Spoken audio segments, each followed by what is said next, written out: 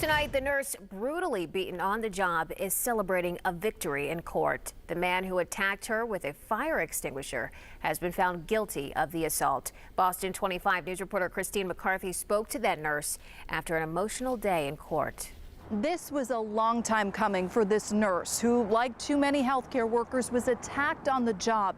Now, 3.5 years later, she's closing an emotional chapter. But watching it today in court I couldn't believe that was me. Sometimes I still can't believe that it actually happened. We've edited the brutal attack video of Nurse Grace Rabico to remove the moment a 65-year-old homeless psychiatric patient smashed a fire extinguisher over her head twice before chasing another nurse with the weapon. After the first hit, I remember thinking to myself, oh my God, I have such a terrible headache, and I reached up to feel my head, and that's when the second swing came, and I just remember black. Rabico, then an ER nurse at Lowell General Hospital's Saints campus, suffered a fractured skull and brain bleed in the 2021 attack. Every day I deal with it, some way or another.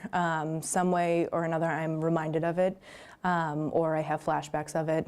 In a bench trial Tuesday, Jean-Paul Durand was found guilty of the 2 assault charges against him and sentenced to 2 years probation. He's already served time in Bridgewater State Hospital. Rabico had been worried during previous hearings charges would be dropped because he was formerly found incompetent to stand trial.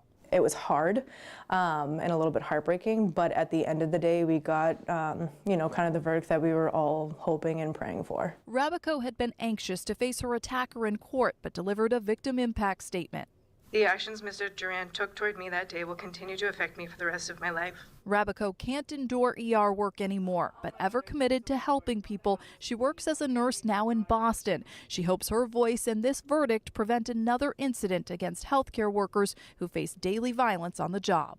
It was closure today, and it was closure that, I do have a purpose in this world, and that it wasn't my fault. The terms of Durand's sentence require him to continue with his mental health treatment and stay away from Rabico. On scene in Lowell, Christine McCarthy for your local station, Boston 25 News.